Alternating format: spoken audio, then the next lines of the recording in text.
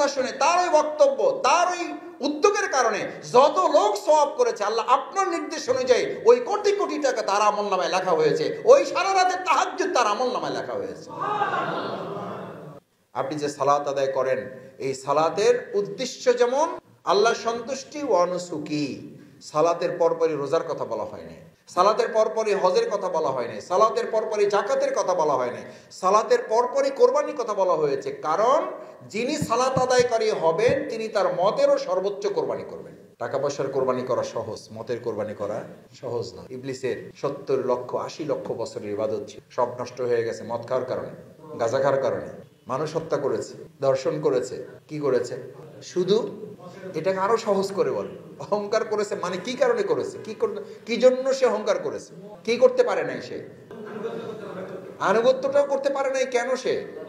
সে তার নিজের মতের কোরবানি করতে পারে নাই, সে তার মতের কোরবানি করতে পারে নাই। সে বলেই বসেছে আনা খায়রুম মিন, আমাকে কি করতে বলেন আপনি? আমি তো তার চেয়ে ভালো, আমি তো তার চেয়ে ভালো বুঝি, আমি তো তার চেয়ে বেশি কাজ করি, আমি তো তার চেয়ে উত্তম, আমি তো আগুনের তৈরি, সে তো মাটির তৈরি। এটা হইতে পারে না।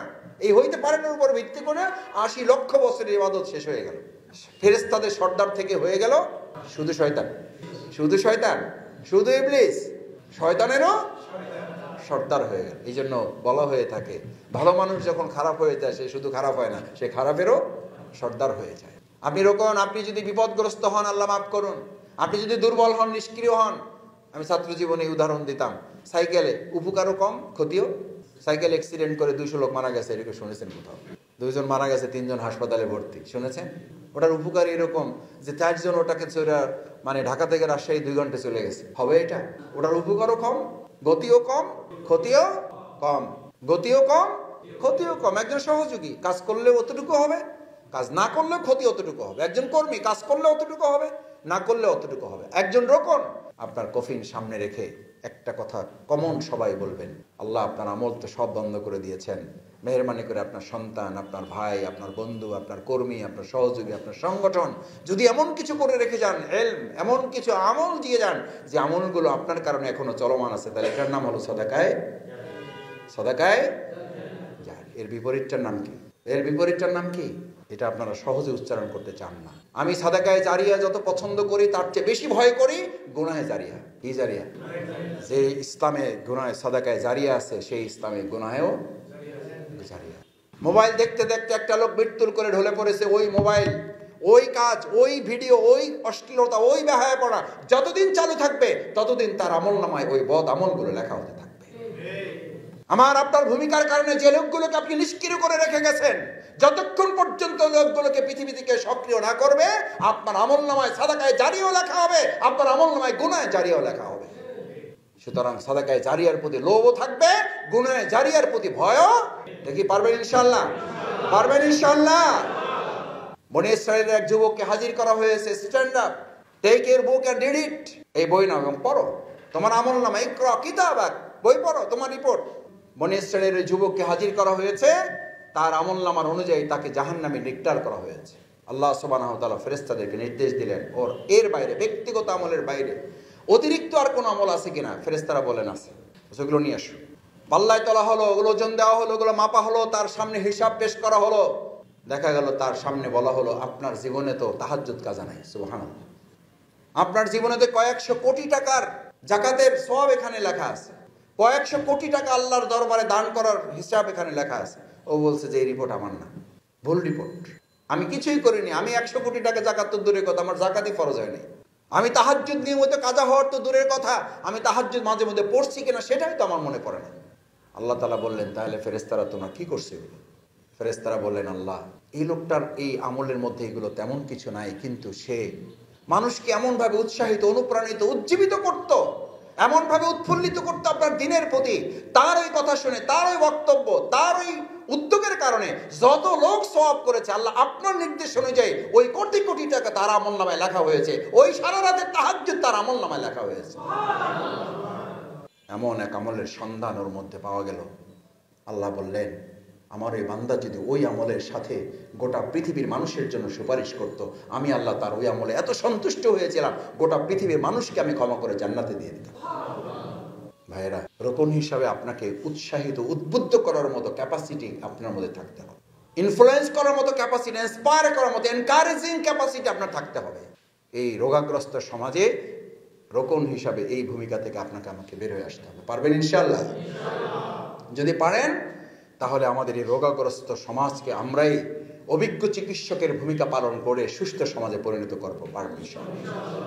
আজকে চ্যালেঞ্জ, জামাতের দিকে মানুষ তাকায় না, মানুষ তাকায় আপনার দিকে। আপনাকে দিয়ে জামাত ইসলামীকে বিশ্লেষণ করে।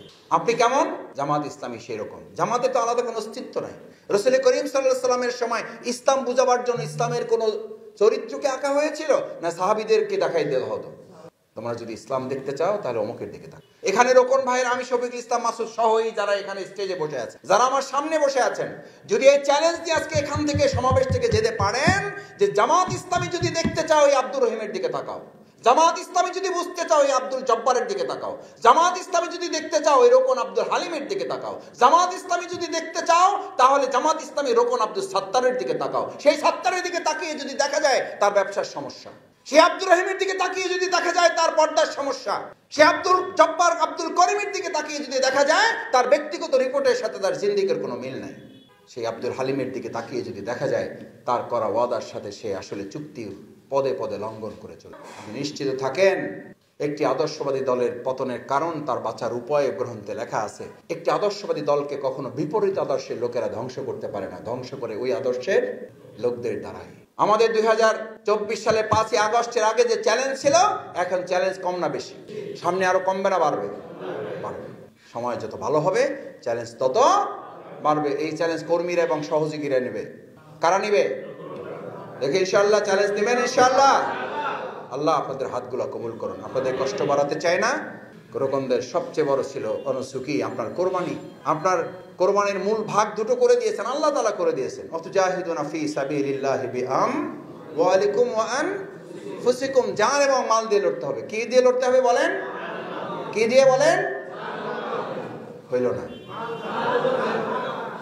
এটা উল্টা বলেন কেন? আল্লাহ বলছেন মাল এবং জান, আর আপনি বলেন জান এবং মাল।